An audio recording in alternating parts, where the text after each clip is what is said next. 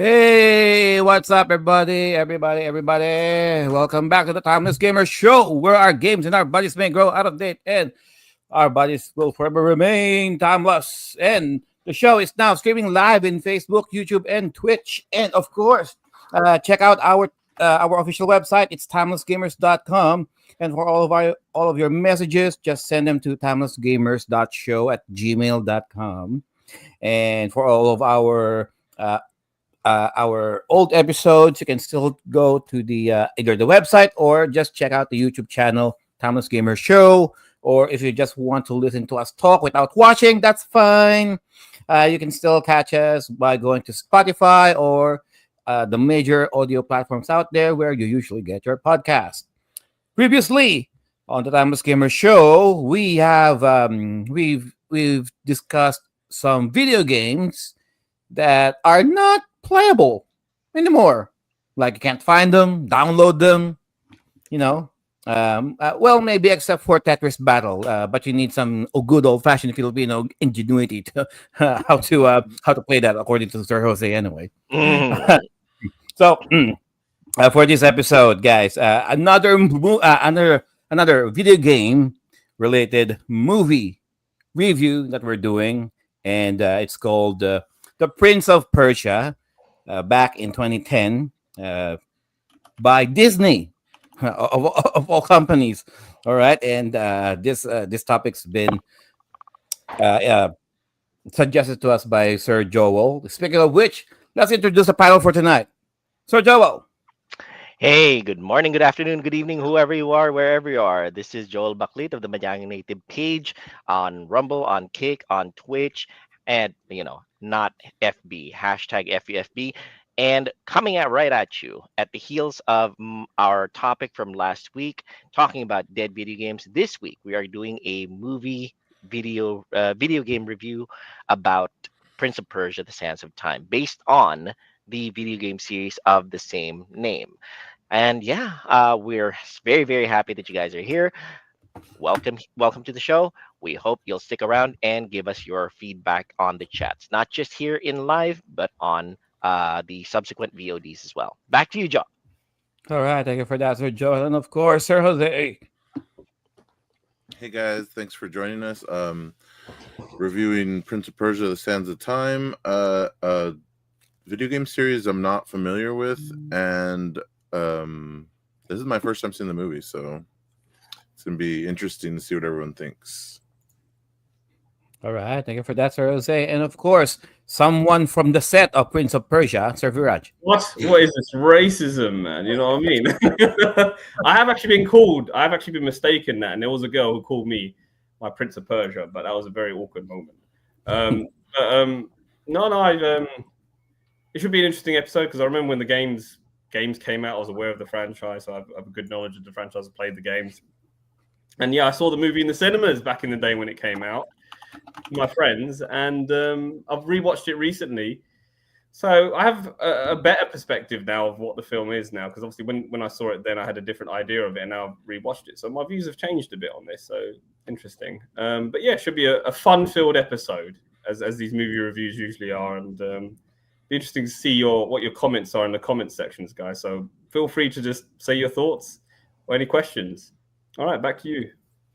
All right, thank you for that, Sir Viraj. And before we head to the movie review, let's do some gaming news. So in this segment, we'll just gonna spill some noteworthy gaming news. Okay, that just rock the gaming community as of late. All right, so Joe, what do we got? All right. So the biggest piece of gaming news that has come up this past week is Microsoft's, some gamers are terming it as fumbling the ball yet again because of the fact that they have jacked up Microsoft Game Pass prices, with the ultimate tier reaching $30 a month. That's 30. We're talking like 30 smackaroonies every single month that you're going to be shelling out to access about 400 games at a single time to stream. Sure, it's a huge hit to the pocket, and a lot of gamers actually canceled their Game Pass subscriptions, crashing the Microsoft cancellation page. in a short amount of time. It's quite rowdy out there, and Microsoft says that they listen to the people in doing this, but I don't know which people they're listening to in jacking up prices in this kind of economy. Viraj, what do you think about this? I mean, I don't know what to think about it. I mean, why are they doing it? Is it because of tariffs? Like, I thought Microsoft was an American company, but then I realized that the components to make their products are probably from outside of America, so that might affect their prices having to go up on their hardware. On their hardware, on the software and the Game Pass side of things, are they just being greedy? I don't know. I mean, I don't know. Are they putting the price up because Nintendo started this with their Switch 2s? I've noticed even Sony put their prices up, so everything's going up. Is it because of inflation? Is it because of tariffs? Are these just excuses? I don't know. But some people are saying that it's Microsoft trying to gain parity with Sony PlayStation. You know what? I mean, it's got to the point of where I'm wondering where Microsoft are in the game world, because I know what Sony stand for. I know what Nintendo stand for. Where do Microsoft? What is their goal? What is their end game with this? I mean, like they mentioned how they've lost some. They're looking at making software for other platforms. Are they losing their exclusives here as well? I mean, what's the point in buying a Microsoft Xbox? You wonder. But they raised the price of their Xbox Series X, and I then wonder, like, obviously the Microsoft ROG Ally whatever's coming out, that's come out, and there's that, and they're going to focus on that. So I'm just confused. I think that's the real way. I don't even know why they're doing this. I don't know what their end game is. I've always been confused with what Microsoft represented anyway when it comes to this little, trifecta of giants here selling what they got. With Nintendo, you like it for the first party software. That's the reason you buy Nintendo. With Sony, it's got the software and exclusives that people want. It's everything for everyone, I'd like to think. Microsoft were always the dominant platform for playing online and more for those sort of PC style games. But when you're starting to lose your exclusives to whatever, you wonder what makes them unique. And I think to survive in this industry, you have to be unique and have a selling point that users are going to want to buy into. What are they really doing? I don't know. We'll see. Because when I look at Microsoft and Sony, it's a bit of the same now.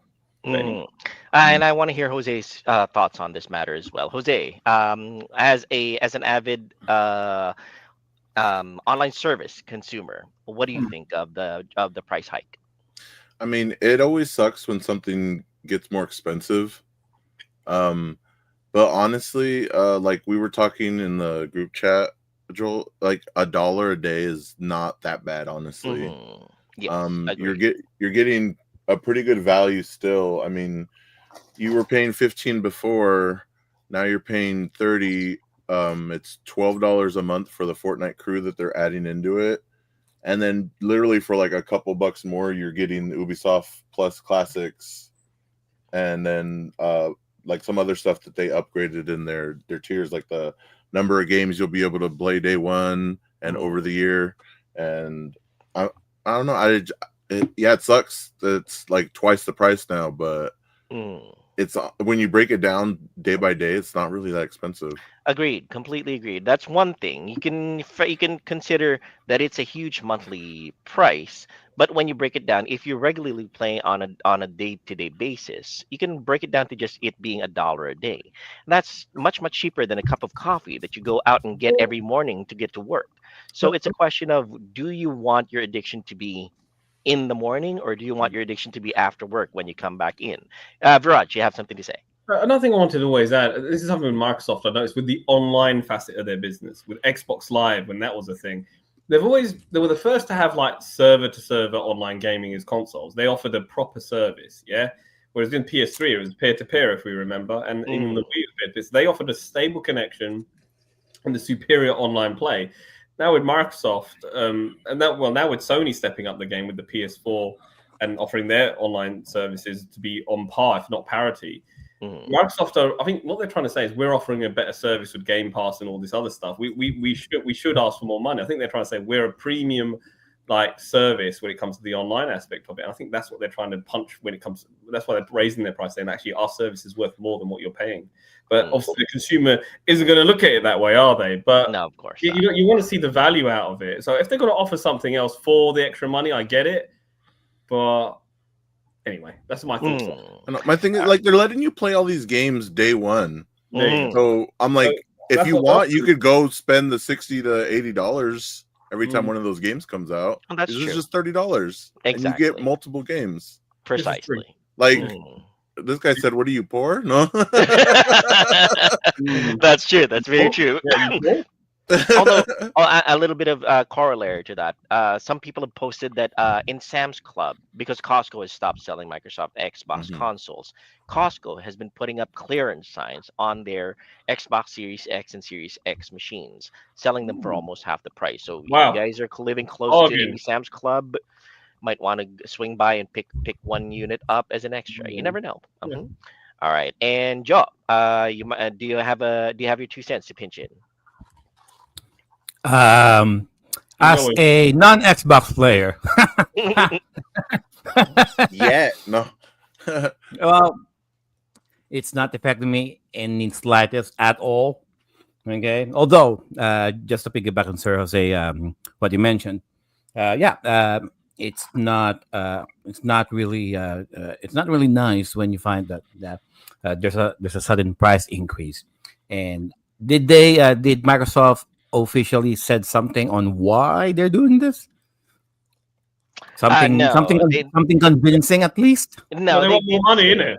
They want Yeah, they money. did say that they listen to the consumers, but it's their way What of consumers? yeah, exactly. I mean, Listen to their shareholders. which of you Xbox There you players go. are saying or suggesting for this price increase? Okay, Certainly not me. and No. I just don't get it because what we are on the brink of, or at least we're approaching but the day of this recording, we are almost on the release date of the new Xbox handheld, Yeah. the Xbox ROG Ally, Mm. and doing this now, like it just doesn't make sense to me. Well, you know what? So If you could so like, drop $1,000 on the fucking ROG Ally, Hmm, you can afford $30 a month. that's let's true. go for the Oh, right. and let's not forget that any time that you play a Game Pass game, you are earning certain points towards your shall we say Microsoft currency. You can convert that into Game Pass subscriptions.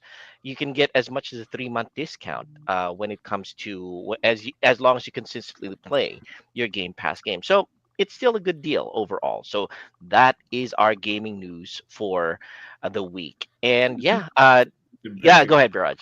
Look at this impatient git in the comment section. What the F are you guys talking about? Prince of Persia now. Yeah. All Let's right, go. Now, fine.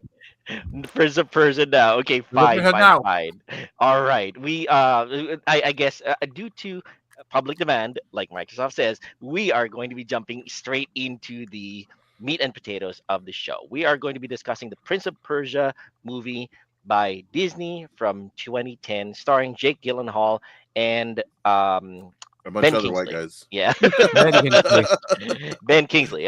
Ben Kingsley, one of the biggest names in acting. So yes, for those of you who have not, or are not familiar with the movie, Prince of Persia: The Sands of Time movie is based on the PS2 game series with the same title, Prince of Persia: The Sands of Time. It takes elements of the PlayStation 2 video games and incorporates it into a plot developed by Disney, and well, it's very Disneyfied if you stop if you watch it. Really, honestly, it's a very Disneyfied version of the video games, and a lot of the movie is focused on action sequences. They position this to be kind of like a semi competitor slash collaboration, not collaboration, but a comparison to the Pirates of the Caribbean series. They were hoping that this be a movie series in itself to follow the Pirates of Caribbean saga.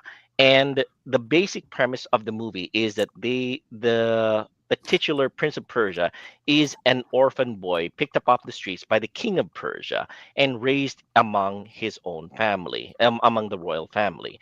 He is not a royal prince by blood, but he is trained to be a prince among other He princes. is a street rat. He's a A street filthy rat. street rat. The dire street rat, and only his fleas will warn him. Very true, very true. Now, this street rat though Mm. has is very spunky, is very full of life, and is very full of adventure. As compared to his other brothers, who have been trained to be politically savvy. So this Prince of Persia focuses on this main character played by Jake Gyllenhaal, named Dastan, who gets into a lot of action because of the fact that they invaded a holy city, and under premises of the holy city having weapons of war, shades of Iraq. So weapons of mass destruction. But it turns out that the invasion is They a false do. premise for Actually, they yes. do. They kind of do. Yeah, exactly. They kinda As Joe do. would say. and They kind of and do. I mean, it turns thinking out about it, that Mhm. yeah, they kind of do. Yeah, there you go. Just coming into the realization right now. And it turns out that it's all based on a lot of political machinations who of they're trying to get their hands on a MacGuffin. In this case, it was the dagger of time. But yeah, I don't want to spoil the story too much, but suffice it to say that the dagger of time has the one special property, that it has the power to reverse time by 1 minute any time that the jewel at the pommel is pressed. So yeah, a lot of things happen, a lot of action takes place. Dastan gets accused of assassinating his own father, or his adoptive father, because of what happened, because of the invasion, or because of the dagger. And yeah, a lot of things happen. It is overall an act very much in the vein of action movies of yore. So that is a summary of the movie. I want to hear what everybody's take on the storyline of the movie is. Let's start with Jose. I want to hear what Jose thinks about the storyline of the movie. That's good. I've never played the game, so I don't know anything about what this is supposed to be. I watched it, and at first I was just kind of like, it's just another movie. But like, I think halfway through, I was like, really like getting interested in the story. And by the end of the movie, I was like, I really like this movie. This is a There really you good go. movie.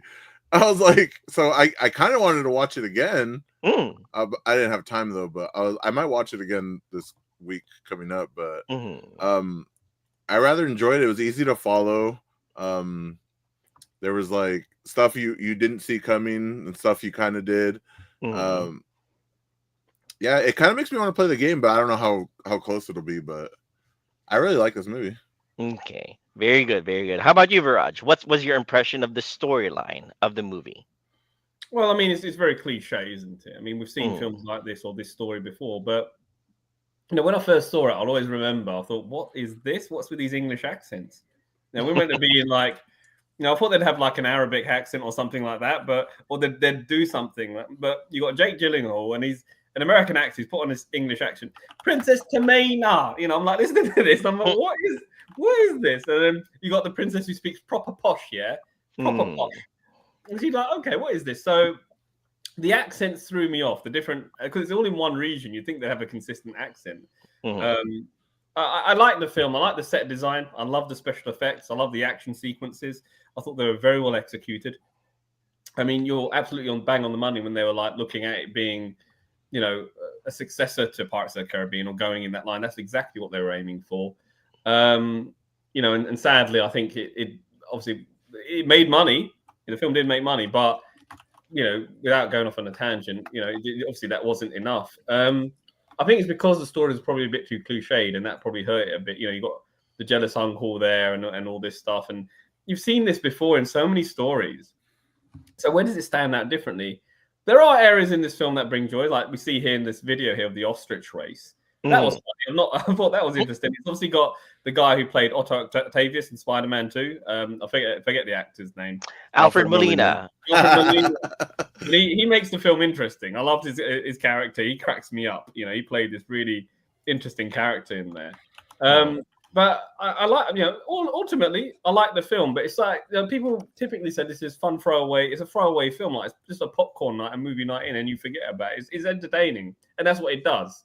It does what it says in the It's an entertaining film. But like so many films we've seen before, not just video game movies, it's like a film that you may not ever revisit after seeing it. Cowboys and Aliens is another example of such a film. Great fun film. You can enjoy it, but are you going to watch it again? After you've had fun. So that's my general thoughts on the film. All right, and Joe, as somebody who I also who has never played the PlayStation 2 video games, what is your impression of the plot of Prince of Persia: The Sands of Time 2010? All right, here we go. Okay. It would have been nice if they introduced the entire plot point of the Sands of Time, maybe a little bit in the beginning of the movie, or maybe at least like not really like a complete exposition, but at least like a good synopsis of what it does, or the lore behind it, because they explained that thing during during the second act or the third act. And overall, I was like, what if Aladdin? It's like a mixture of Aladdin, Assassin's Creed, Lord of the Rings, and Pirates of the Caribbean in one movie, like a big hodgepodge of a movie. This was, and I can and at first, and then when during the first credits of the scene, I saw the Jerry Bruckheimer logo, and I'm like, oh shit, because I didn't know that this was a Disney movie. All right, and lo and behold, it was produced by Jerry Bruckheimer, and as far as we know, Jerry Bruckheimer is also the one responsible for the success of the earlier Pirates of the Caribbean movies. And as I watched the movie, I kind of get the it really. I mean, he didn't direct this, but he just produced it. So, and that being said, you can still feel like you're still kind of watching a Pirates of the Caribbean movie. There are certain set pieces there, certain elements there, especially the score. It kind of reminds you that this is a that it kind of follows the same format of Pirates. There's enough game lore in there, but to the point that it's not taking itself too seriously, and only because I say that because of Alfred Molina.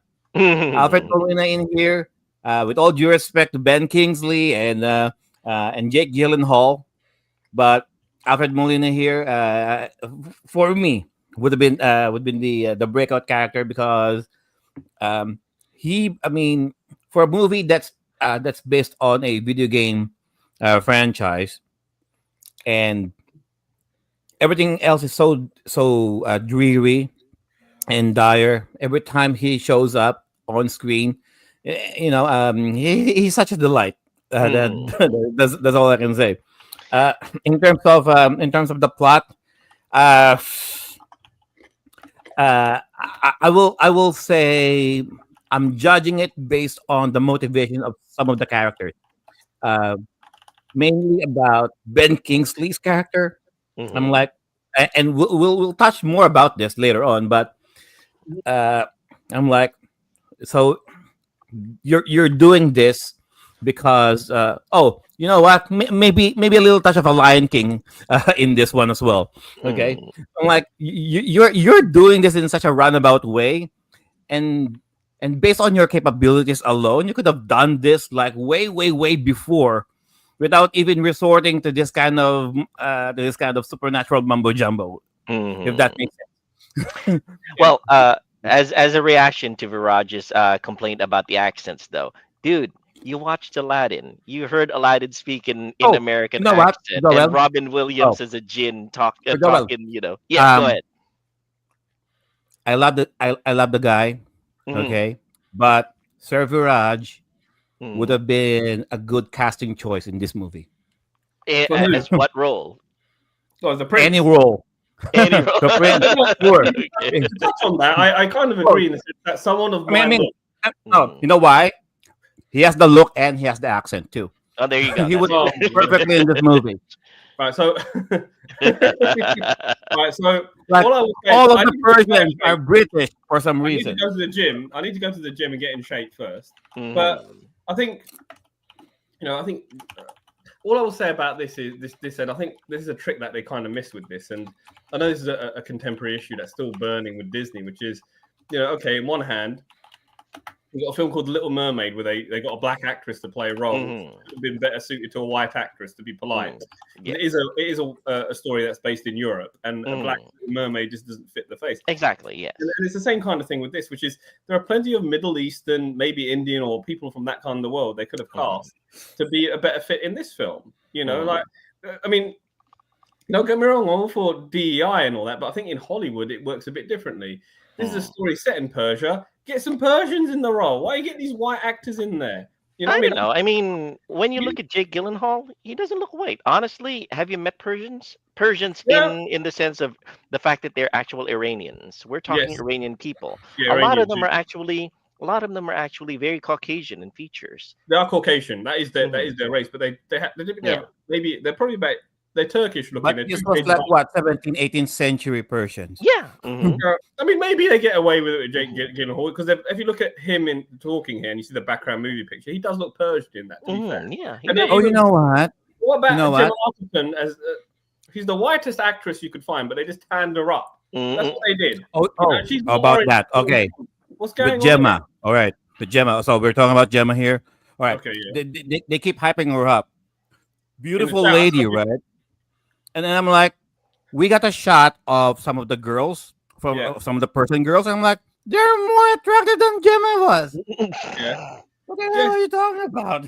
Gemma Arterton is a very attractive woman. Don't get me wrong. I love her. She was in James Bond. She was in a lot of films at the time. She was in the James Bond film as a Bond girl. She was in the Clash of the Titans film as Io, the goddess. She's gone now more into stage acting, and she left Hollywood after all of this for a while. I don't know. Maybe she was getting too much attention. She just couldn't be bothered with it all. But I think as an actress, she's very competent, very capable. I just don't think I think someone else could have been cast better to fill that role. And I think it would be nice if we had so Ben Kingsley's actually half Indian, so and he was Gandhi. Let's not forget. So maybe he was all right. But then you look at Dastan's brothers, his eldest brothers, as white as they come. The king of Persia. You know what? They don't look alike. You know what? Us and Garciv, they don't look each other. They don't. I mean, they're blood brothers, right? Yeah, they don't look alike. The guy is a little bit. The guy's white, and you know what? You're forgetting. You're forgetting. The king has a harem. They're not necessarily all the same. There you go. You know what? I'll take that. Yeah, and Jake Gyllenhaal and Toby Cable, they look more alike than us was. Okay, now I want to hear Jose's opinion because of the fact that he has been having a silent war with Jom in the chats about Gemma Atherton. I want to hear his thoughts about the casting of the characters of Jake Gyllenhaal, Gemma Atherton, Ben Kingsley, and Alfred Molina in the show. When you watch the movie, as somebody who's never played the video games, and you did admit that you enjoyed the movie itself, did the casting affect you at all in any way?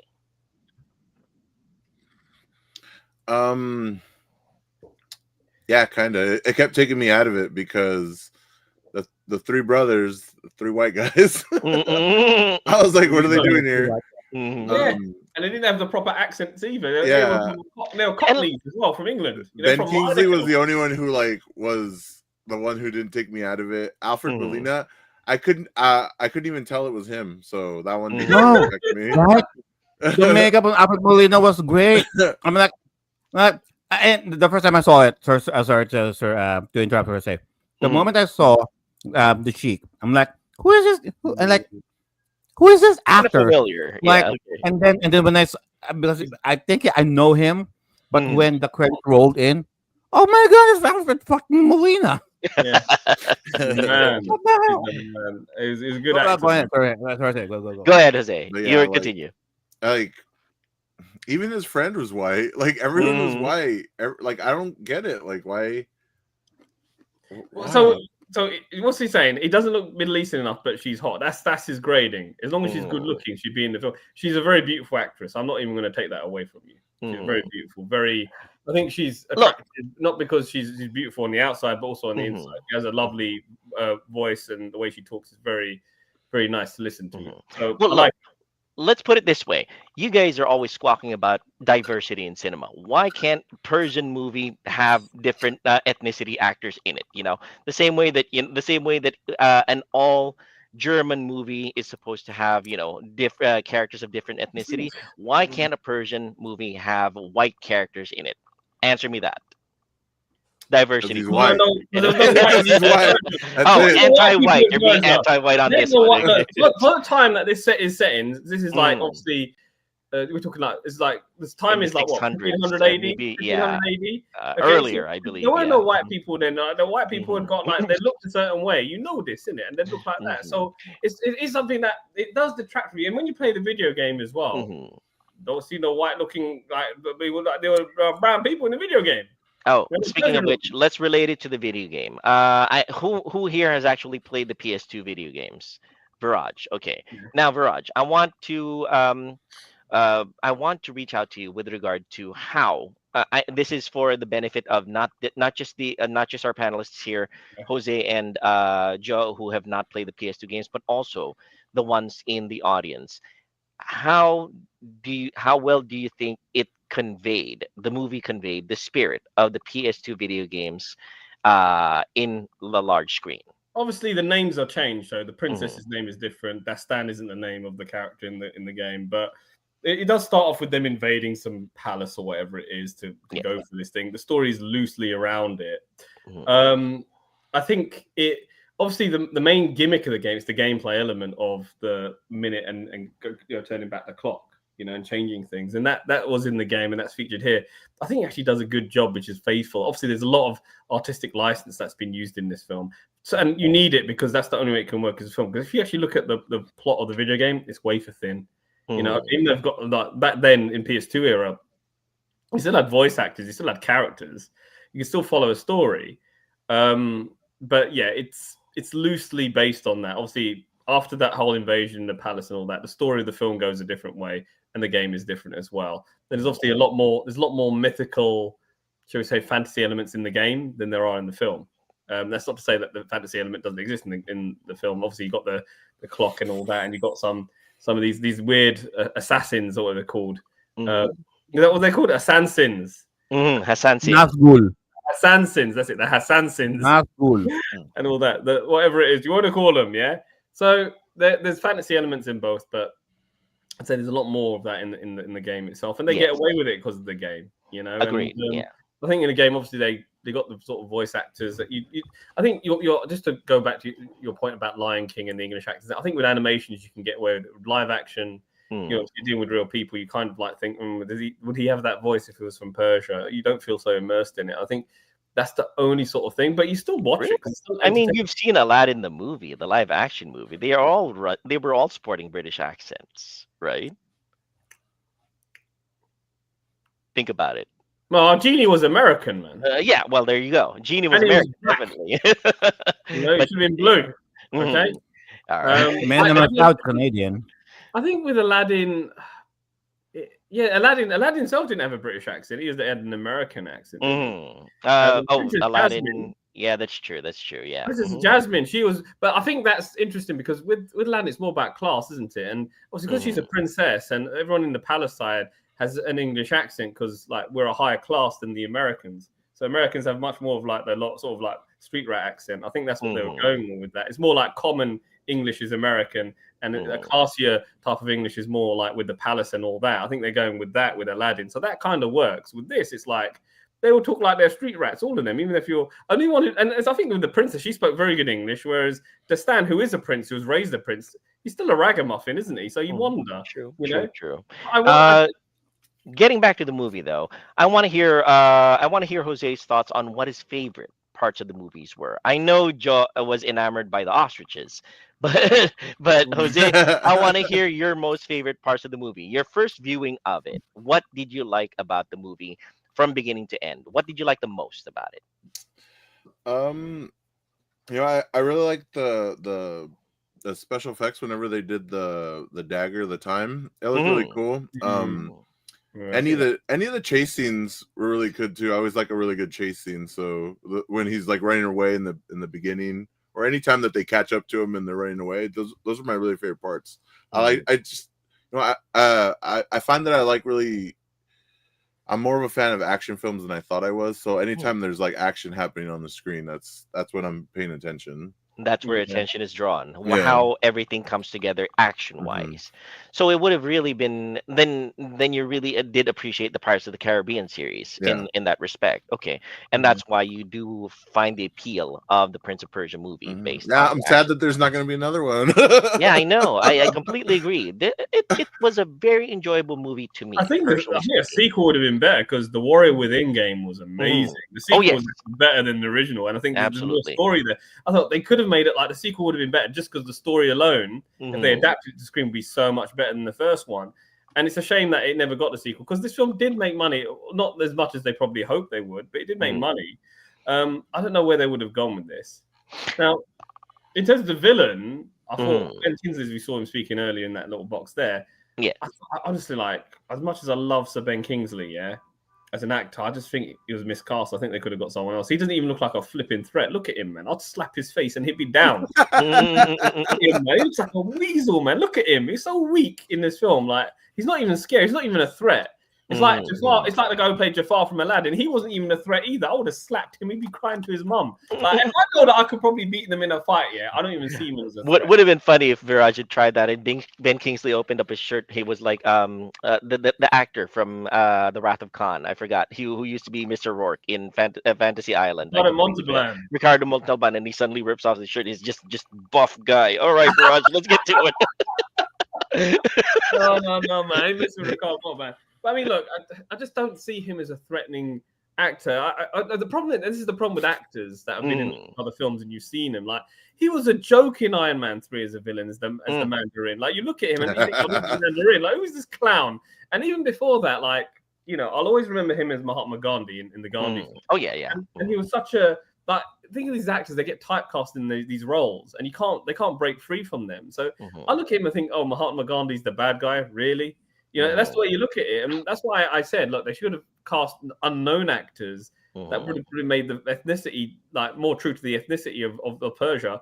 And I think the best thing about going with an unknown, there's a lot of talent out there. There is a lot of talent. A lot of people want to be actors. Is the good thing about having unknowns is you don't have to pay them as much as these triple A-list actors. So you can save money on the budget of the film. They'll do their very best performance because they want to make it in Hollywood anyway. So they actually give a damn. There's more motivation there. And 3, because they're not typecast, it's easy for an audience member to sort of immerse themselves in the characters that they're playing. And I think that's what they got wrong with this film, and I strongly believe that. Well, likelier than not, it was a decision by committee that let's get a big name actor to bring in people because nobody knows what the Prince of Persia is. Let's get Ben Kingsley in here. Let's get Jake Gyllenhaal in here. The flip side of the coin is these named actors will bring people in the cinemas. Like, oh, your favorite actor's going to be in there. People will go and see it. Oh, he's in this. She's in this. Oh, I like a bit of Gemma Arterton. I'm going to watch her. She was hot in that film. You know what I mean? I'm gonna watch it. So there's some. Wow, Viraj, you did the shoulder wiggle. I'm really starting to wonder. Anyway, she was hot in that film. Yeah, she was hot in that film. So some guys will think Joe is gonna have to clip that moment from the show. I'm European. I'm European, so that's allowed. It's a European. Fine, okay. In America, it's a bit suspect. In Europe, okay, fine. Okay. She's a very attractive woman, and I think at the time she was a hot actress, and people wanted to see her in the film. And I think that drew crowds in because because of what she was at the time. And obviously you got like the guy who played the Theoden King from Lord of the Rings as the king. You had him. I can't remember the actor's name. You had obviously. I didn't even know he was even in the film. I forgot when I watched it again. It's the guy who ran the ostrich, Alfred Molina. He was in the film. I thought, oh yeah, I remember this guy's a Joker in this film. But he reminds me of the comic relief character in the Mummy series called Omidjad Jalali. Oh yes. And he was a comic actor as well. So he was in that. And I think of Gladiator with the guy who ran the slaves. Oh, Oliver Reed. Oh, can't.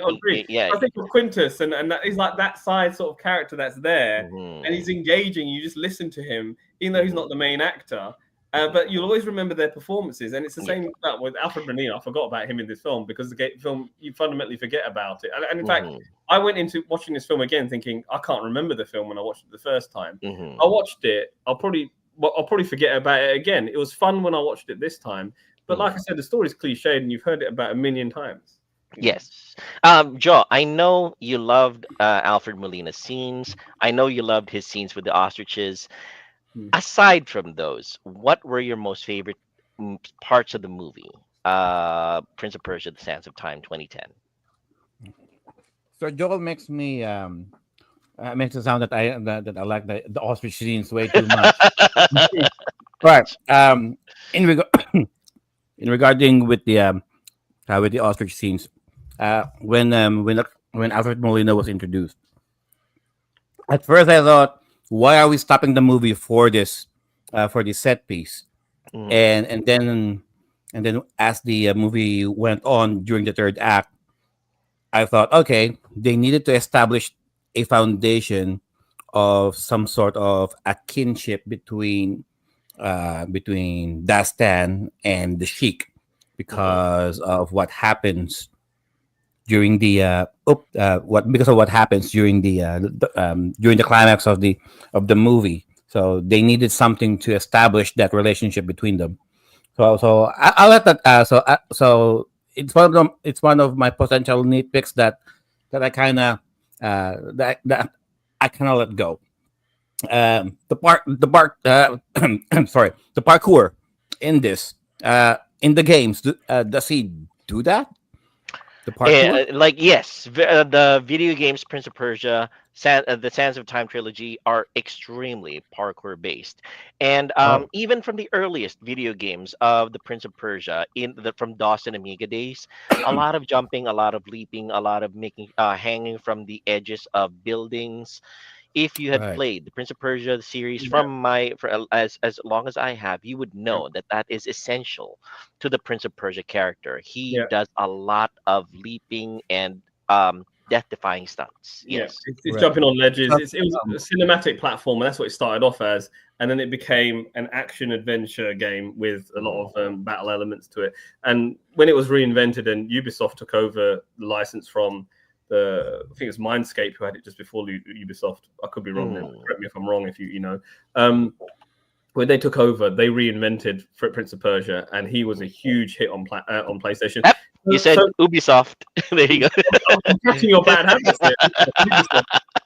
Ubisoft. I would. It was a huge hit, and it went platinum. It sold over 1 million copies. It was huge. Prince of Persia was more popular on PlayStation than it ever was when it originated. They did a better job than the previous developers did, and it was a great action adventure game. I think, just very quickly with the games, they're still very popular now as a franchise. I think people will always buy them, but I think the peak was 2000 and whatever to 2010 with Prince of Persia, and I think with the way the games are waning, and when this film came out, I don't know. I think maybe that could have affected it because that last game on the Wii didn't do as well as it could have done when this film was out, and. Continue with your thought, Joe. You're about to say something about the parkour. I would commend the movie on its on the action choreography here, especially with the fight scenes. In some instances, I tend to question some of Dastin's actions. Like, for example, when he was trying to escape, he was slicing off the ropes that tied the horses down. And I'm like, and to me, like, why is he wasting his time doing that? And then I realized, so that the guards won't use the horses to chase him down. And I'm like, okay, it's twofold, yeah. So that the guards won't use the horses to chase him down, and it serves as a good distraction. A stampede is always a distraction, yeah. So and I was like, okay, that's cool.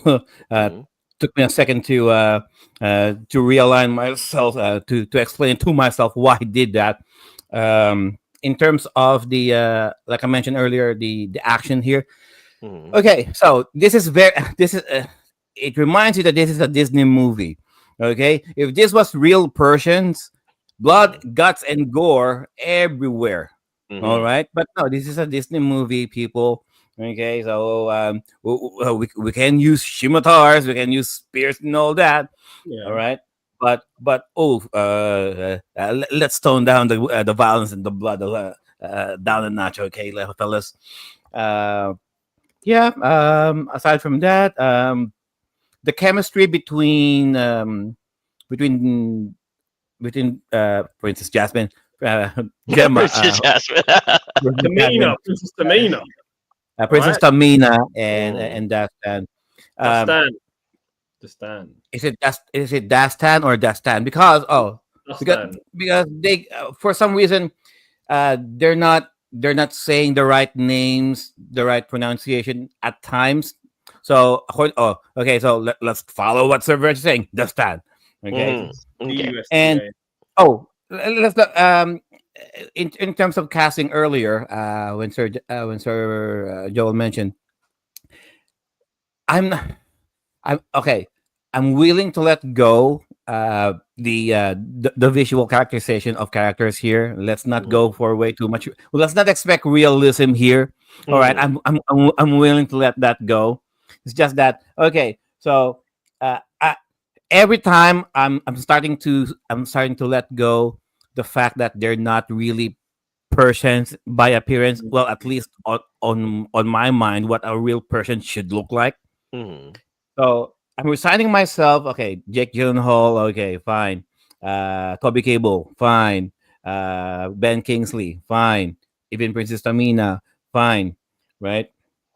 And then every once in a while, some characters will say, "What are you doing, Persian?" Yeah, Mhm. or you dirty Persian. So every time they keep saying Persian, it keeps reminding me that they don't look Persian at all. Anyway, um, I mean, it's but interesting. again, We talk about but again, yeah, that's just a nitpick for me. What else? Do we go to the do we go? Oh, uh, oh, Alfred Molina, like I mentioned earlier, did not recognize him. I love what they did with his makeup here. Like he really looked the part, with the gold teeth. right? The With gold gold teeth. teeth in there. Yeah. Um, and like I mentioned in the group chat, the Sheik and the ostrich had a lot more chemistry Mhm. than and than Dastan and Princess You kind Domina. of felt a lot of empathy for him losing all his ostriches, didn't you? So Hmm. one left. Look, she's traumatized. You know what's He's going on with traumatized. I mean, you Actually, can't really fix like ostrich race with only one ostrich. that. Actually, with Yeah. regard to the chemistry between Dastan and Tamina, it is game accurate because of the fact that even in the game, they start off very adversarial. There's friction. They had Yes, a little battle, didn't they? They had a exactly. beef. Yes, in the game, they were very adversarial against each other. They were complete opposite Yeah. sides of the war, and yeah, honestly, it is game accurate. Of course, it's a little hard also to process the fact that as a princess it's hard to balance the princess responsibilities of being able to defend an entire kingdom as opposed to being able to be very diplomatic and be very pleasant to other people. Gemma Atherton tried to do that, I believe, and I guess she couldn't it, Mm, uh, uh, um she couldn't strike the correct balance in terms of mm. how she was supposed to be dealing with Dustin. But in terms of game lore, it is quite accurate because they are adversarial to each other, except closer to the end because of how things turn out. Anyway, so that is everybody's review of their favorite points of the movie. Let's. I know this is Joe's favorite part of it. What are your nitpicks of the movie? The parts that you think really should not have been there. I want to ask Jose first because I know he loved the action sequences. Is there any part of the movie that you would have loved to have taken out or removed? I mean, besides Actor the white wise, people, scene wise, yeah. Actor wise, scene I think wise, that's the only story wise. thing. I think that's the only thing is that the white actors kind of take you out of it. Mm-hmm. Um, Yeah, I mean, imagine if Sir Dan, who's not with us, was in this film. Could you take it seriously? No. Mhm. You know what I mean? Like, It he's could be not. Ben Kingsley's character. Yeah, there's that. Yeah, there you go. Yeah, well, it's one of those things. Mhm. But like, I think like, what Retro Vibes just said in the comment section just now. Mhm. Ben Kingsley's a great actor, but I could not take him seriously as the As antagonist. the antagonist, yes. Because there you go. he was such a weakling in Iron Man 3, and because you've Mhm. seen that, you've seen him in that. You look at this, you think, is this a joke? If you look at it that way. I don't know what came out first. As Iron Man 3 came after. This came out first. Oh, so it's Mhm, first. But even all right, so let's say Iron Man 3 doesn't come out, you see him in like Gandhi, you're like, okay, but he's such a different, he's such an iconic role that he played. He's been typecast in that role. I would defend Sir Ben Kingsley to a degree here, Mhm. Okay, go on. because you don't, as a viewer, you don't want to easily suspect him as the bad guy right from the Mhm. get go. Like you There's need that. to, like you need to. I mean, yes, it's predictable in a way. It's always the uncle, baby. It's always the Mhm. uncle, right? Yeah. Or the But butler did it. Mhm. or the butler did it, right? But uh, but to the point that he was supposed to play it like cool, or at least not too menacing, Mhm. Yeah. so that by the time the reveal happens, it kind of makes sense to you. Mhm. Like, and then he eventually he has to ramp it up a bit during the final scenes. Mhm. Even then, though, every once in a while he'll shout, he'll scowl, but other than that, to a certain degree, not that menacing still. No, That's why, to yeah. Joe's point, it was effective because the missus admitted to me when she first saw this film that she had every inclination of suspecting the elder brother to have actually done it. Because it does make Yeah, sense. The it fact makes that sense. yes, and every time that Dastan was speaking or close to his brother, or there was an opportunity for his elder brother Tuss to off him, she was basically at the edge of her seat, worried that Dastan was going to bite it. It was effective in that respect. The fact that they deflected enough attention away from Ben Kingsley's motivations Mm. and nefariousness that Yeah. she was Um. worried. Yeah, Worried. I think even I was fooled the second time viewing because I forgot Ben Kingsley was the bad guy. I thought it was like because he's such a well seeded plot for the, and I think that was he's actually clever as a villain. He's clever as a villain because he's managed to get the family to squabble and kill each other off. So he doesn't do anything; he just divide and conquer. Mhm. So I suppose he's British in that regard, but he's got them to kill themselves and then he can rule over it. And I think Viraj admits it. Okay, there you go. it's a very good tactic what the British did in Mhm. colonial eras. Mhm. Anyway, go He's back to not. film. I mean, he's not your generic mustache twirling Villain. villain. Yeah, you think he's very Really, confident. no. Right? That's what he's doing. You can say, okay, before you said he didn't need that He's, much of a he's to not. do He's it. not doing He's not doing Jafar. He's not doing Scar. Yeah. To the point To answer that your- this is the antagonist right here from the get go. But to answer your point earlier, Sir Joe, you made a point here. I want to because he goes like, there's other ways he could have easily have become king, but then there's also believing Right. that. But that you say that, but then there's having. Oh, are we he's got talking to about that rule. now? Okay. He's got to rule. He's got to rule. Yes. He's got a rule over these people. If he just goes out and annihilates the family, so everyone knows he's annihilated and he's king, he ain't gonna be He no could king. have done that, right? I mean, he had the resources to do that. Yeah, but And I'm like, why are you wasting your time with this stuff? No, but no one would worship him as king. They think, oh, this guy's a vile piece of shit. He assassinated his family, and he himself would have been deposed as a leader. But this is Persia. Like, as far as history goes, this is how things are being done. Persians do have a duty of honor. They're not all savages like you might think they are. You racist, all right? They would not allow that But to then again, stand. Viraj, you completely forget we're Asian. We're all racist. Come on. We're all racist. No, No, but if there's one thing about history in regarding with the not civilized times. I get what you mean. The people would be like, all right, fine, he's the new king now. We live in fear of a tyrant. But then, obviously, if you're going to rule a kingdom or rule an empire, you want people to be on your side and worship you. And if you're going to kill your own family off, what are people going to think of you then? Maybe he cared about what people thought about him. So he'd rather just do this secret thing, this secret little plot to annihilate his family. So everyone thinks, oh, this poor guy has lost his entire family. He's actually the rightful king now. At least he survived. Oh my God. BitMap. Basically, what Sir Viraj is telling you guys, he's basically gaslighting you that even in ancient history, Okay, No, no, no, no, no, family no. familial Viraj, violence doesn't no, happen no, just to no, get no, the no, no, crown. Viraj, you're completely wrong on this because you're being Okay. anachronistic. You're being anachronistic on this. The fact that all these depositions and all the possible democracies and everything, Hmm. it never happened back then. We're talking Yes. like Yes. this is divine rule. We're talking like the mandate of heaven and everything in terms of Mm. Chinese things. We're talking like the moment that there's a king there, there is absolute fealty. There's That's correct. almost Correct. absolutely no such thing as revolutions against Yeah. a monarchy back then. So Mm. yeah. Hmm. Maybe he just didn't want to be too obvious with it. You know what I mean? Hmm. Maybe he just wanted to be like There you cunning. go. Retro Vibes is Asian as well. There you go. I'm Asian. Everyone in this comment section is Asian. What are we talking about? Absolutely. Everyone's there. And look, I Actually- got Iramud saying, they should have cast actual Persian Arabian. So he's You know what, Sir Viraj? You know what, guys? Sir Viraj is half Asian. He's not yeah. just willing to admit it. I'm pure blood. What are you The talking bottom about? half, no. Pure No, blood. no. Jose Bottom. is Jose is Asian in spirit. Honestly. He's Asian in spirit. India, look, if we're going to my ethnicity, India's been invaded so many times, Mhm. right? Like, I've You probably guys got a bit- invaded by Alexander the got- Great. I've probably My got- goodness. Alexander the Great said Yeah. he's got a bit of Greek blood in me. That's why I'm so bloody hairy. Mhm. That's why there's thalassemia trait in half the Indians there because it all came from Greece. You Mhm. have what we've got? We got Attila the Hun.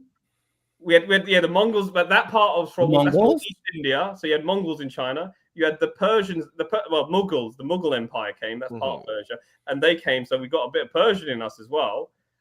So we got a mixture of things, as well as the South Indians who are originally Indian from the South, and then we have the British. They want to come. We've got the Portuguese. They want to come. The French had a little colony in India called Pondicherry. We're a mixture of everything, bruvs. You know what I mean? But in all fairness, look, it's predominantly my DNA is predominantly probably original Indian, Mughals that came over, or Persians or whatever. The Greeks, there's Greek in me as well. There's a lot of bits and pieces. Even the Kazakhs originally came down to India.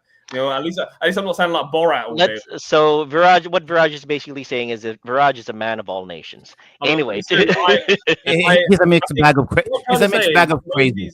Nobody's pure. Nobody's pure these days. We've all been. Just a quick side note for all of you guys who are watching and listening to us. When we say Persia, this is like this is modern day Iran. Okay. Yes, this is modern day Iran. Or Turkey. All right. Because Back in 1934. This was like after the World War One. This is 1934. They changed Persia's name into Iran. Okay, Yes, and then the Ottoman Empire pretty much broke up. Then that's why you have the Middle Eastern countries. Actually, right now. I'm curious now. I wanna ask Jose about this. You've seen the movie. You've enjoyed it. You've seen how political it turned out to be. Were you able to follow the politics of it, and did you enjoy that part of the movie, Jose, the political aspect of it? Because honestly, it did not exist as much as it should have, as much as it did in the movie, in the video games. How did you like it as an aspect of the movie? I mean, it was okay. I guess it was there, king. Hey, I'm adopt this kid. We have princes. This is my brother. And I was just, what was it? I think the only thing I had a problem with was with okay, he's the prince, and they think he killed the king, but they were automatically were trying to kill him, and it's he doesn't get a trial, or he's still the prince, even though he killed his dad. Right. He's still the prince. Right. That's so like there was no benefit of the doubt. The brothers really love each other. That's the question, because he wasn't pure up from the crown. Everybody else was so quick to believe that he killed the king, which kind of suggests that these people right here didn't like Jack Gyllenhaal's ass from the very beginning. Even his younger brother was they're just waiting for the opportunity to kill him. Garciv didn't like him, even when the rivals. They had a beef, even before the thing happened. So Garciv had it kind of had it in for him. It took a lot of convincing to get Garciv on his side. And then he died, obviously, in that little scene, which is quite sad, actually. It's I mean, there was there is that. There was no love in that film between the brothers, really, to be honest. And it's a shame what had happened, how the uncle divided them, and that's because he was adopted, and they never really truly accepted him as one of their own. You kind of think that as well. And you saw that play itself out, and it was very easy for your uncle to divide them. The movie didn't really give us like a brief moment or a brief respite that shows they acted like brothers. There's no familial love with them. I mean, we were just told that they are, or at least they have something in there, but not until when things went south. That's the time when they supposedly act like one. But this is really interesting you say, because there's so many parallels in history where a king has died and nothing ever comes out that comes good of that. When the head of the household is dead, there's always that scramble for power. Who's next in line? You know, and that's a story of age of old, and that will always continue going on throughout history. You know, I mean, look at William and Harry. You know, William is next in line, and Meghan tried to try and push Harry above William. Like that's not how it works. You can't just marry into a family and do that sort of nonsense. You know what I mean? That's true. He's just second in line, and even then, like William has his heirs. So again, there's always going to be a level of animosity. If you're an heir, you're an heir for spare, just in case. And other than that, you're nothing special, Harry. No disrespect to you, Harry. But anyway. All right. Well, for now, let's put a pin on the discussion, because now is the perfect time to give a shout out to our partners and our sponsors. Joe, if you please. All right, let's give a shout out to BitMap Books and Streamyard. Don't go away, guys. Start your own online live streams, webinars, podcasts, online classes, and virtual presentations with Streamyard. By using Streamyard's user-friendly interface, you can also do simultaneous multi-streaming if you have accounts to Facebook, YouTube, Twitch, and other platforms. If live streaming is not your style, video and audio recordings are also available, especially with those who have variable and inconsistent internet connections. The finished output will still come out as clear and well articulated, exactly as you originally intended. You can also customize the appearance of your presentation, like green screen effects, facial touch-ups to smoothen out those facial blemishes, multiple cameras for multiple guests joining in the discussion, your own wallpaper on the background, adding your own logo as a watermark, sharing videos from your own computer or other website for added visual aids with or without audio, uploading your own background music if you wish to set the mood when talking, and lots more. Before you can enjoy all of the wonderful full features of StreamYard, you can start with a 14-day free trial by using our link. Not only that you are supporting the Timeless Gamers Show, but you can see it for yourself how easy it is using StreamYard. Do you like playing video games? Do you like reading about history? Do you like learning about video game history? Then you should give yourself the gift of owning some video game history books from BitMap. Since 2014, BitMap Books have published numerous colorful and well-detailed hardbound books about video games, ranging from the different video game consoles of old and the various video game genres that will surely pique the interest of its core fanbase. BitMap's team of global video game journalists, players, and illustrators have produced numerous award-winning titles that celebrate the software, hardware, and developers that laid down the foundations for the billion-dollar video game industry we all know and love today. International shipping is also available with careful and considerate packaging from BitMap Books. If you don't want to take my word for it, then you can believe the people, almost 10,000 satisfied customers who submitted their glowing written reviews and video reviews after receiving their books from BitMap. By ordering your first BitMap book using our link, you will also be supporting the Timeless Gamers Show in spreading our love of video games and their rich history. All right, thank you for that, BitMap Books and StreamYard. So, the last question was, what about our nitpicks?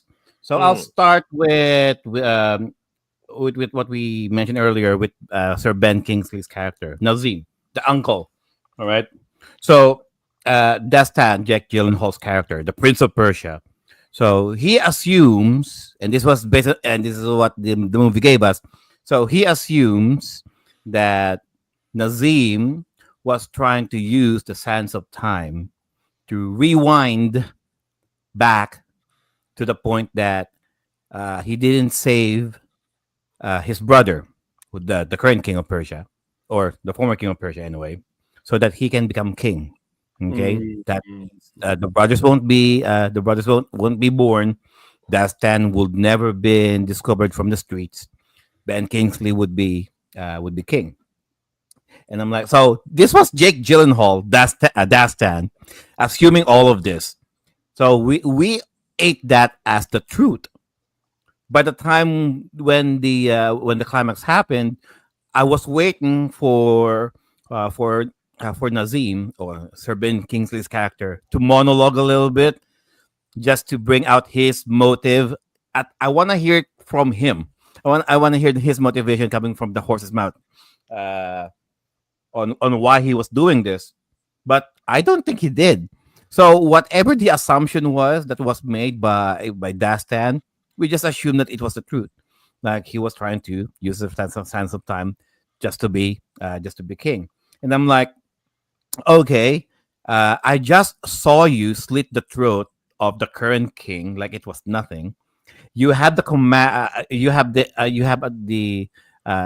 beck and call of the League of Shadows, the Death Eaters, the Nazgul, the Assassins. Hassan sins. God damn it, Mm. Hassan sins. All right, to do your covert killing assassinations for you, and I'm like, dude, you could have done this like years ago, like, and so, and why would you even use the sands of time just for this? Unless, of course, you want to use the sands of time for something else rather than just being king. You know what I mean? Like, uh, like I said, like I want to hear it from him. So aside from the sands of time being king, what else are you going to use it for? Something, something a little bit more megalomaniac kind of ish. I was waiting for that. All right. Mm. Sansi. Like Sir, like go. yeah, like the mustache twirling tied to Yeah. the train tracks moment where you would monologue about, all right, if it wasn't for you nosy kids moment, okay, shall we say, okay, understood, yeah, and that certainly is a valid point. Delving into the movie, the sure we have the action aspect of it, but if you want my personal opinion on it, the movie delves into one emotion: regret. The whole point of the movie is the regret of the things that you might have done, that you've done, and the fact that you're after a way for you to undo all of those things. We see it with Dastan's finding out that the weapons of mass destruction really were not there in the holy city, and he wants to kind of turn it back to the fact that he didn't want to do it. The regret of, well, it's not expounded on with how Nazim did it, but it was pretty obvious from the way that the movie was setting it up that his main regret was saving his brother, the current king who died. So he was trying to turn it back using the sands of time. So the thematic portion of the movie, of it being regret, is pivotal to the whole storyline of it. Now, does that come across to you guys? Viraj, did it come across to you that being the thematic idea of the movie, not just the movie, but also the video games? Because the sense of time basically is you want to rewind things to a time where can undo an action, right? Yeah, I mean it's purely fantasy, isn't it? And I don't. Mhm, I mean, what's the moral at the story at the end of the day? I think that's where we're going here, which is mhm, like, you can't turn back time, mhm. and regret is for fools. Only fools regret. If I can turn back time. Well, Yeah, yeah, share. There you go. you can't, and you have to make your peace with who you are. I mean, there are many things in all our lives that we've all regretted. With things that we regret doing or regret having to gone through or whatever. But it shaped us to who we are today. And Mhm, sometimes I think I was just thinking the other day, even in my life, actually about something that I regretted, and now I don't regret it anymore. Which was years ago, I got denied a promotion. Years ago, in my old job, in my old career, for all the wrong reasons, and I was cheated out of something. And I'm in this career now as a result of how my old career didn't pan out. And then I look at my salary now, and I look at like the manager who screwed me over and what he's on. And I was, if I had stayed in that career and got this job, my income, I'll be getting paid a good amount of money less than I am now in this position. So actually, at the time I regretted, why I could have done this, I could have got this job, I could have got this promotion, I could have been here. But actually, from going this way, sidestepping in this organization, and then going up here, it's a good thing. So actually, sometimes you think you might be, it was foolish for me to regret, I didn't get at the time. Tomorrow's another day. You don't know what's going to happen in the future. Obviously, in the context of this film, it's about a younger brother who wanted the throne, and he saved his older brother's life. But like that ambition, for what reason? Like, isn't being the brother of the king of the throne enough? I mean, do these people not understand the responsibility of what it's like being the leader of a king? Do you know how hard it is to be a king? To run a government? It's difficult. It's very easy for people to say, I want to do that, or all this other shit. Like, to be the brother of someone who's successful. Heavy is the head that bears the crown, as they say. Viraj, tell that to Luigi. I think there's no real moral to the story. The moral of the story is you shouldn't regret anything, because you just turned into a monster, man. They turned into a monster. He's willing to destroy everyone just to get his wish or whatever. It's ridiculous. How about you, Jose? Did it come across to you, that theme of regret and wanting to change things that you might have done in the movie? Yeah, like Viraj said, like the whole Sands of Time is being able to rewind time and redo something. The uncle regrets saving the king, his brother. I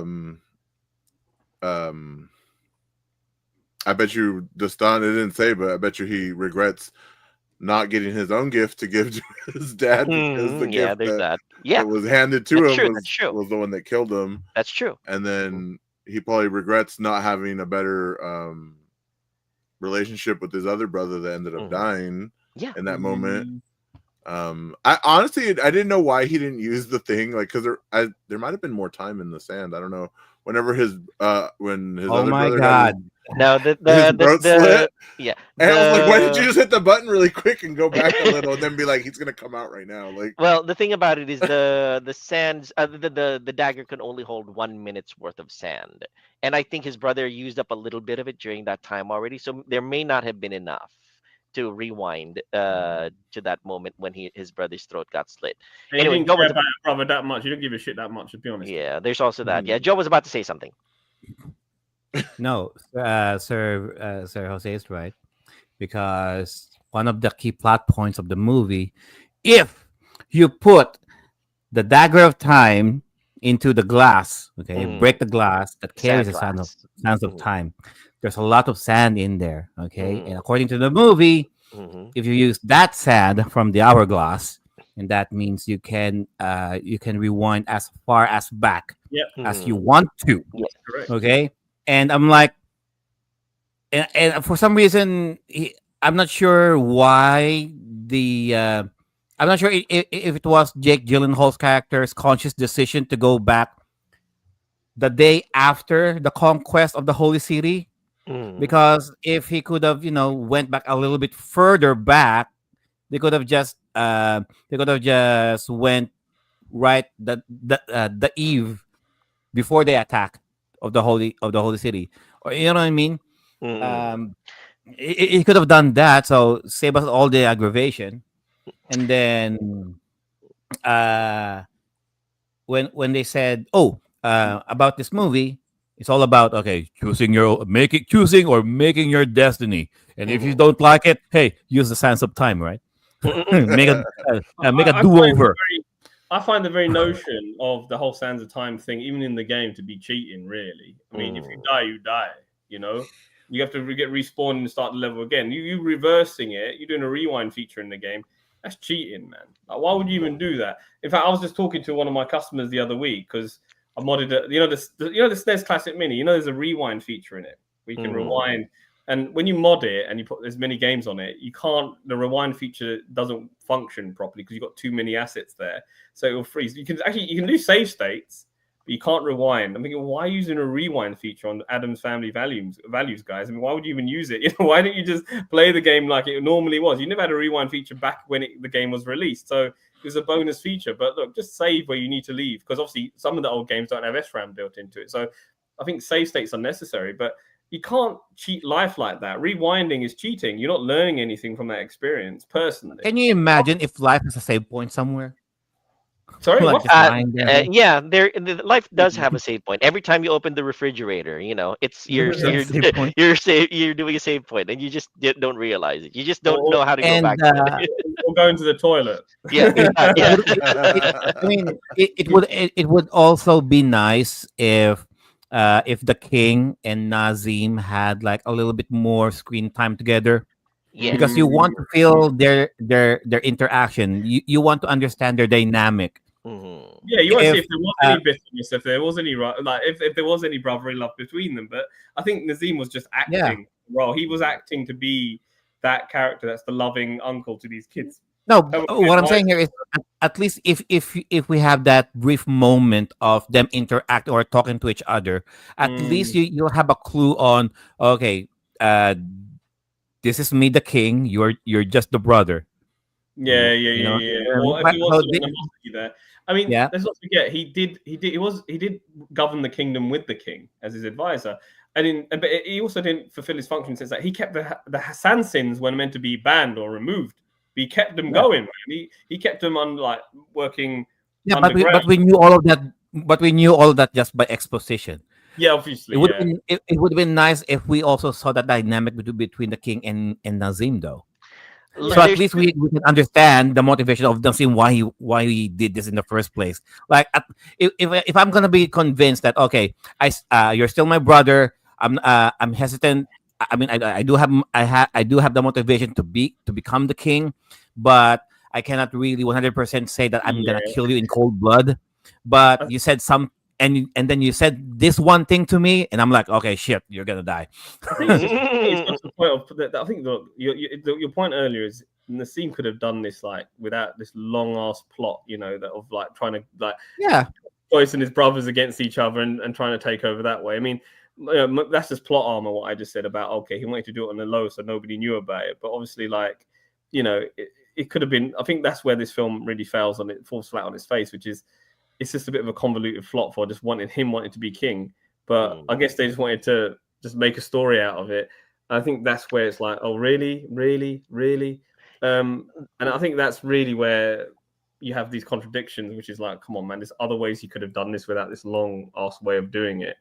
But then you wouldn't have a story, and this film wouldn't exist then, innit? That's the thing, though. I mean, if for those of you who have played the Prince of Persia Sands of Times game, the whole point of it was that the vizier wanted to rule the entire world using the Sands of Time, and when he broke open the sand glass, the Sands of Time flowed out and basically turned everybody into zombies, which if that had been implemented into the video game, it would have made it very Pirates of the Caribbean. People would have just said, this is just a rehash of Pirates of the Caribbean. So now they had to make it different somehow, so that it became a political action movie. And that in itself kind of, I guess that's the big problem with the movie itself. Like Viraj said, they had to find something to replace the Pirates of the Caribbean-esque storyline and pad out the film so that people would say that it's different enough from the Pirates of the Caribbean series, but its own character. So I think another problem the film struggles with is, okay, you got a video game plot, and if we compared very briefly in the first section of the show about how they tried to adapt it to a screenplay, they tried to change some aspects of it, and they're glued to a formula that still, and then they made something that didn't quite work, like I said, with the whole plot itself. I think, again, another issue is, okay, so why do we watch Pirates of the Caribbean? Why has it been so successful? It's Captain Jack Sparrow. That's why we watch it. He's such an eclectic, eccentric character. You enjoy watching him and what he gets up to. It's Johnny Depp. That's why you watch Pirates of the Caribbean. That's why it was successful. Jake Gyllenhaal. And I think that's why that's the thing that's lacking on this movie. And I'm not saying that it should be like Pirates, Yes. Although it has the elements of pirates, but without an eclectic character like Jack Sparrow. Yeah. Mm. So The closest we got was everything rests now with Jake Gyllenhaal. Yeah, but he's not. I think even Jake Gyllenhaal, he did actually say he regretted taking on this role because Yeah, he didn't sort of gel with this character, and he learned a lot from this experience. He didn't see where it go, and he doesn't make that character unique and stand out from other characters who've been in lead heroic roles in films. Yeah. Like, what makes him so different and stand out so different? I think great action in this movie, great special effects, great choreography, all that is great. But is acting okay? He played the character, but He's it's no not different than he's no different from Aladdin. He's no different from Hercules. I think From the other that Disney protagonists, really. it's how he The played way the he acted. character. It's how he plays the character, and the character doesn't have any inflections. He doesn't have anything unique that makes him special. And I think, you as a viewer, you want to see, okay, who is this Stan? Where's his character? Where's his personality? What's his X factor? And sadly, he's got no X factor. All right. Now that would be my question to Sir Joel, because in the games, how does he usually act? I'm going to delve into spoiler territory here then, okay? For those of you who yes. Okay. For those of you in the audience who have not played the PlayStation 2 video games, you might want to stop here. But yes, we are going to be delving a little bit into spoiler territory in terms of the movie as comparison to the games. There are a lot of elements of the PlayStation 2 games in here. The costumes that Jake Gyllenhaal had, he had the costumes from the Warrior Within series, and the weaponry and the designs that he gets when he presses the Sands of Time dagger shows that he becomes the Dark Prince in the Prince of Persia: The Two Thrones. So those of you who have played the video games, you will know that the movie has tried to compress so much of the Prince of Persia trilogy of video games into the movie, so that they try to make sure that there's going to be lots of callbacks in subsequent films. Oh, that was shown in the first movie. It showed up in the game, and it's showing up in part 3 of the film series, something like that. It would show up there. It would all tie together. That was the general plot of it. They wanted to make sure that the movies and the games would be what's the right word for it, interconnected in not a 100% way, but enough for people to say, oh, that's cool, they integrated that, they put this in. Now, the game, spoiler alert, Dastan is actually descended from royalty, his royal lineage is much bigger than the Persian lineage that he got adopted into. So that one is how it was supposed to be revealed, probably in film number 4, 5, or 6, that his destiny was to become a street rat and to take control of the Sands of Time, because he has a much larger role to play in terms of his blood and his lineage. And the princess, who tended to look down on him, actually was beneath him in terms of royal ranking. So the big regret here is the fact that this movie did not pan out enough to have continued in that line. I personally see all the Prince of Persia games as separate what's the right word for it, shards of the same reality. They are kind of interconnected, but they are very much separate, much like how Final Fantasies are. But yes, the whole point of this first movie was that they tried to compress too much of the games into it, in the hopes that they would be making sequels to try to expound on it. That it did not come across well. And of course, my biggest gripe is the fact that if you adapt a street rat into a royal family, there should be enough friction in it that it would be obvious that they would want to try to kill each other. They don't really love each other per se, but the brotherly camaraderie that is shown on the screen, that's not realistic at all. All right, back to you. And does anybody want to react to that? No, I wholeheartedly agree with you. I think when you try to put too much in a film, you try to make a plot as convoluted as it already was. Mm-hmm. It can sort of damage it, and because you've got so much going on there, there isn't enough time for the character to sort of adjust when one thing's happening. Oh, then this is happening, and then he's got to react to this, then there's this. So the character doesn't naturally sort of develop, and then you don't have an identity with the character.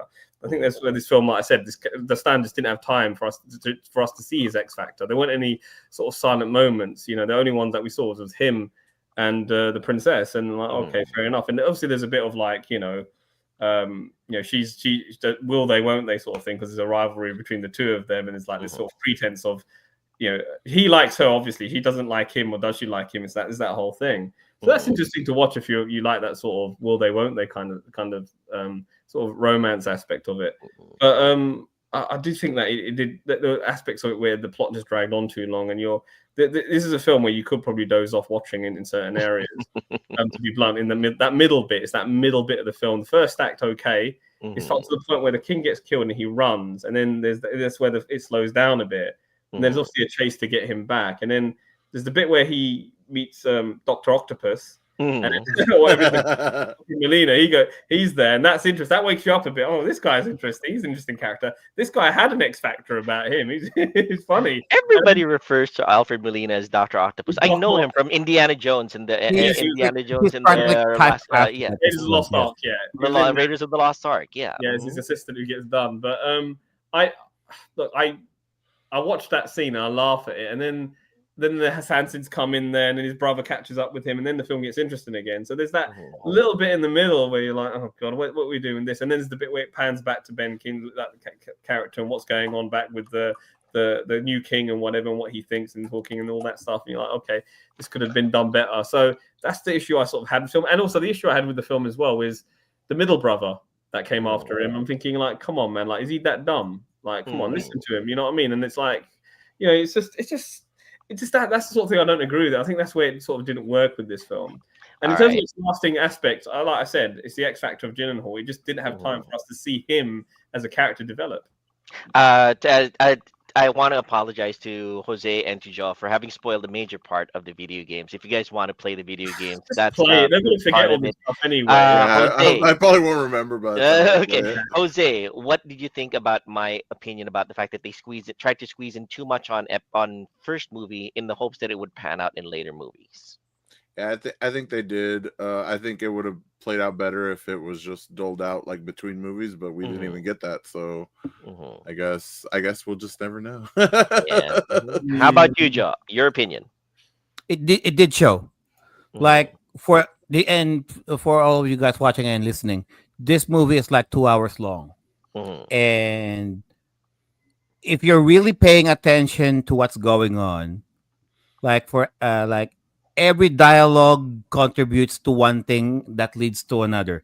Like it didn't really slow down to the point that that it has to stop the film just to do more character development, because they're more focused on doing plot points after plot points after plot points, like Sir Joe mentioned, because they're trying to cram all of these things just to make sure that it is remotely recognizable to those people who played the Prince of Persia games.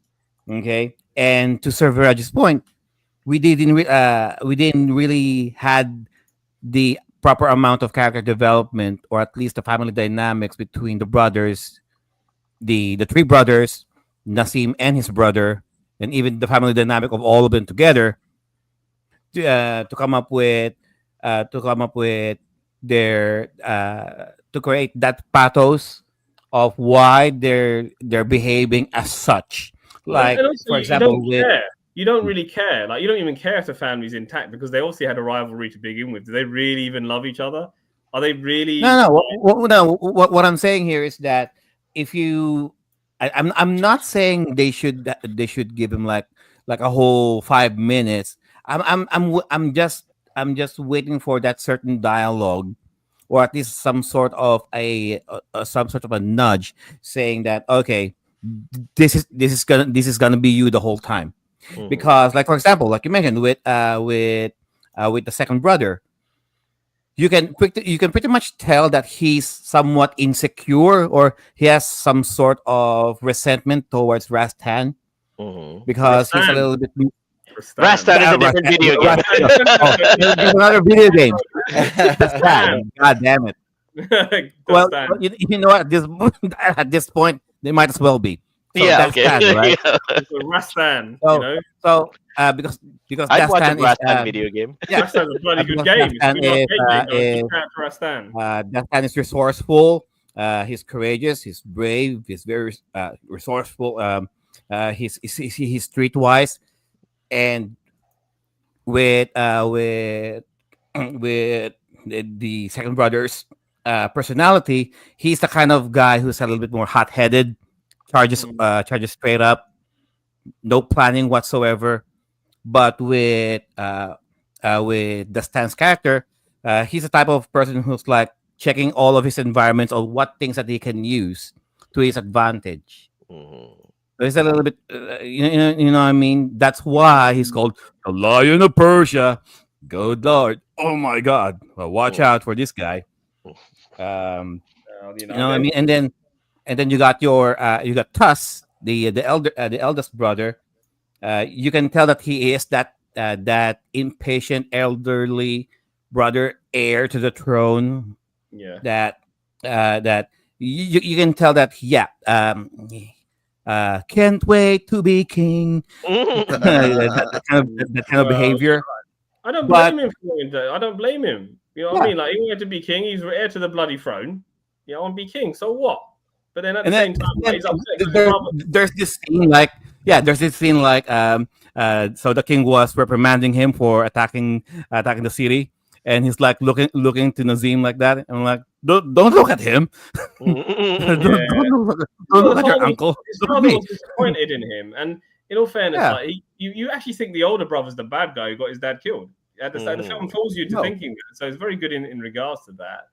I think. Look, I think because with that scene though, it kind of fooled you in a way that now he's being desperate because he got reprimanded by the king. He's gonna do something stupid. He's gonna do something desperate enough that it kind of fooled you on the believing that maybe the elder brother is doing something nefarious too, up until of course the end. So but by the end, by the time the second act happens, you are now suspecting the elder brother of being impatient to be king. You're suspecting the second brother because he is very insecure of Dastan, and then of course Ben Kingsley's character.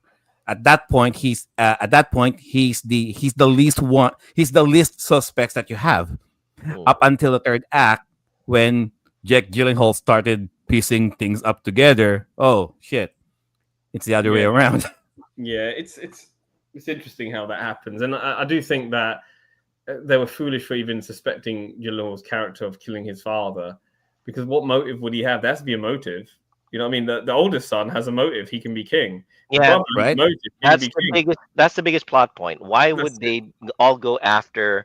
Why would they all suddenly say, Dastan has the motive for this? He doesn't. He doesn't. In fact, he didn't even want to attack Alamo or whatever the town was. You know what I mean? Yeah. He didn't want to. He thought, let's go through the side. He actually wants to preserve life. And he's actually a very sweet fellow, to be honest. And I think there's a lot of issues. I think so the question has to be asked now, which is, did this film deserve a sequel? Honestly, they could have fixed a few things in sequels with the movie, but like we talked about, they really did not have the cause to do it anymore, I guess. Yeah, I think that's why they did it. They did it this way. Like, okay, let's chunk up everything that we can, because we're not sure if this thing will get a sequel. So much we'll just cram everything in there, make it as cohesive as possible. Look, it made a lot of money. It had a budget of what? It's saying, I'm looking at Wikipedia here, 150 to 200 million, and it made 336.4 million. So it made money. It did actually do well for what it was. It fulfilled its function, but I guess they wanted a bit more money. If it made maybe 400 million, perhaps. But my question now would be, before we wrap things up, my question now would be, okay, so they used the Sands of Time to go back in time, right? So does that mean the Sands of Time is back inside the hourglass Sorry, say again. retroactively. Sorry, say again. So we used So they used the sands of time from the hourglass to go back to the day after the conquest of the holy Yeah. city. Mhm. So we're now in the holy city now, day after. So that means that the sands of time is still inside the hourglass. Yes, that's correct. That's correct. Mm. Yeah. Yes. Hmm. It's still So in that there. means they can still use it Yes. Yes, it Mhm. does. if they wanted to. If the sequel happens, then had that can panned still out, be a yeah. plot Well, twist. it would probably be based like on the game. I mean, like, this is what it's written, on Wikipedia. This is what they've said, right? Why the cancelled sequels didn't happen.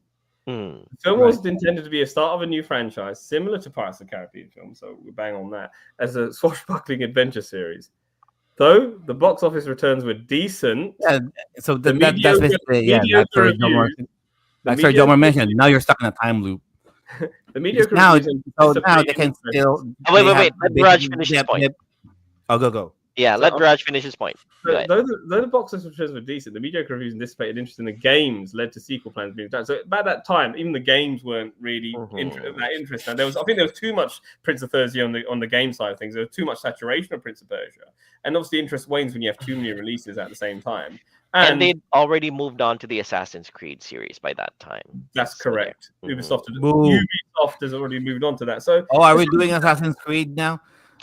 We could. Are we reviewing Assassin's Creed too? Yeah. Mhm. we could do. We could Mhm. consider that because it is that's a film that's done very well. Did that get a sequel as well? Assassin's Creed. No.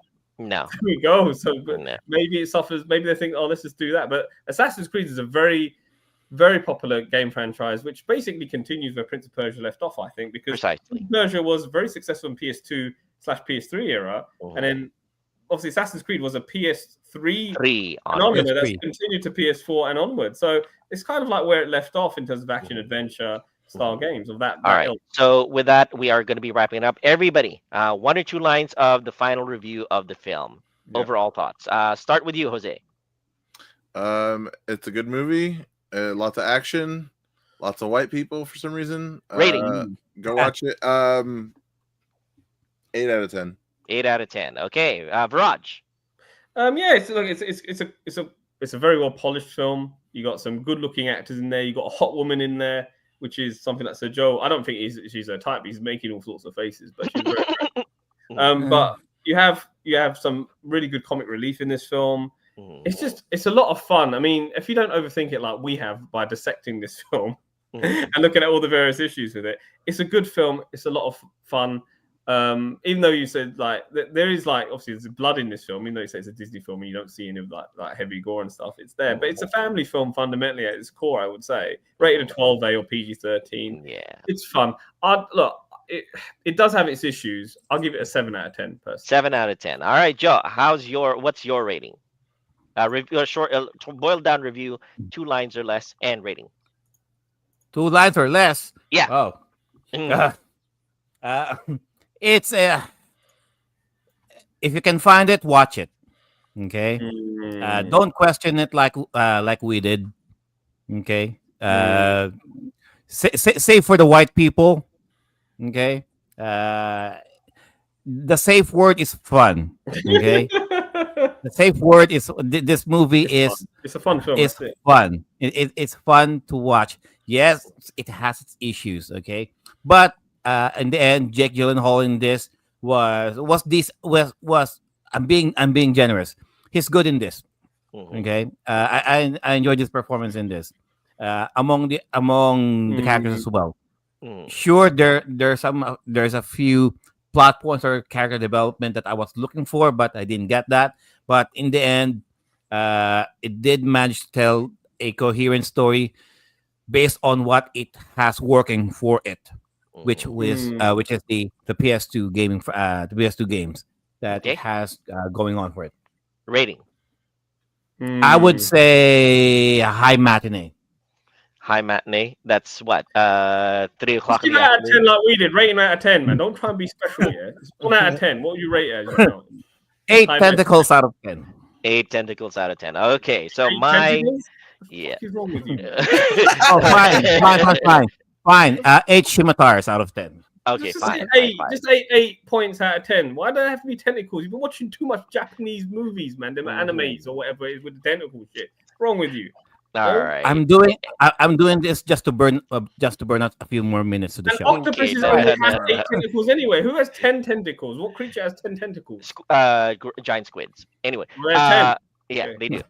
All right, and yes, my final review of it. Really good, fun film. As somebody who's played the games, there's enough of the games for you to enjoy it as a video game tie-in film. As a standalone film, it is a fun family film that you can take the family to and they can enjoy it. You might have to explain a little bit of it to the younger kids, but the older kids will be easily able to get it. Overall rating 8 out of 10. Would watch again if it showed up on Netflix. You guys, it's on Disney Plus anyway, so it'll never be on Netflix. Disney Plus. Yeah. Oh, But you I guys mean, are- eventually Disney Plus is gonna collapse. It'll all go back to No. Netflix. Yeah. I got All right. mine from Tortuga. Big, Hey. it's too big. Mhm. Arr. Right. All right, Joe, take us home. Alrighty, that's the show, guys. We will now proceed to our shameless plugs. Sir Jose, where can they touch your grass? Oh, sorry, where can they touch your sand? Mhm. There you go. You guys can find me on all social media as Dark Gothic Fate, all gaming platforms as Dark Gothic Fate, and that's pretty much it. Go watch the movie. It's a fun time. Mhm. Yeah. Thank you for that, Sir Jose. Sir Viraj, where can they touch your sand? My sand. I don't like the sand. It's coarse. It's irritating. Oh my goodness! It's everywhere. I was gonna pull that. Okay. All right. I don't like it. You can find me at the Sega Genesis group on Facebook. You find me on this channel, and I'll be trading at the next gaming market in this country. It's the London Game Market on the 9th of November. But anyway, yeah, that's where you can find me. Back to you. All right, thank you for that, Sir Viraj. And of course, Sir Joel, where can they touch your sand? All right. You can find me on Twitch, on kick.com, and on Rumble. Just look for Banyaga Native, hashtag FUFB. Thank you very much, everybody, for watching the review of Prince of Persia, The Sands of Time movie by Disney. And thank you so much for everybody who participated in the chats, not just on the live, but also for the guys who are going to be in the video on demand. We look forward to all your comments. We'll do our very best to react to all of them. Make sure you guys check out also the new streaming platform, streamer.live, streamr.live. It's a nice, light, minimalistic streaming site where you can stream your games, and it's free to make an account. If you are looking for quality content, if you're looking to be the next big streamer, hey, you never know. It might be the place where you make your name. Streamer.live, streamr.live. Back to you, Joe. Thank you for that, Sir Joel. And like Sir Joel mentioned, streamer.live. It's all written there, right there below. Okay. Just to whore out the show again, timelessgamers.com, our official website. For all of your messages, you can still send them to timelessgamers.show at gmail.com. That is timelessgamers.show at gmail.com. For our old episodes, just go to the archives of YouTube, our YouTube channel. Just search in Timeless Gamers. And of course, you can still listen to us. Just the audio, that's okay. We are still available on all of the major podcast platforms out there, just like Spotify. Alrighty, and a quick thanks to our sponsors as well. BitMap Books. If you're into video game history and reading books, or at least picture-colored books, check out BitMap Books. Check out by using our special link down there in the description box. And for all of you guys who are interested in starting your own podcast or webinars or online classes, something like that, check out Streamyard. All right. This show is powered by Streamyard. You can use our link down there in the description box for a 14-day free trial. Okay. And if you like it, by using our link, you are helping us, the Timeless Gamers Show. Thank you all so much as well to Sir Jomar, Retro Vibes, Sir Jep, who came in just to take a peek. Miss I is currently recovering as of the moment. Can't wait to have her back in the show. Marlon also swung by. Thanks so much, Marlon. and yep, that's from Marlon and Iramoj Ricard. Oh, that's John Marie. Hello, John Marie. Oh, there you go. Oh, that's for Yes. Joe Murray. Oh my God, so Joe Murray is there. There in Facebook. There you go. There you go. There you go. And that's it, guys. See you And all. Jason. Jason is also And Jason. here. Mhm. Jason's there. Jason's there. Jason's there. All right. That's it for the show. For next week. Well, we will be. Oh, not necessarily next week, but we are also planning to do another a video game movie review. We're saving it for our Halloween special, and that responsibility falls to Jose. Sir Jose here. I was He'll like, I'm on choose. this side. Sir Jose will choose that movie for us for our Halloween special. Alrighty, and that's the show, guys. Our games and our bodies may grow out of date, but our gaming experiences will forever remain. Hey, Timeless. Timeless. All right, everybody, enjoy the weekend. Make sure you get lots of rest. See you guys next week. Bye. Bye bye bye.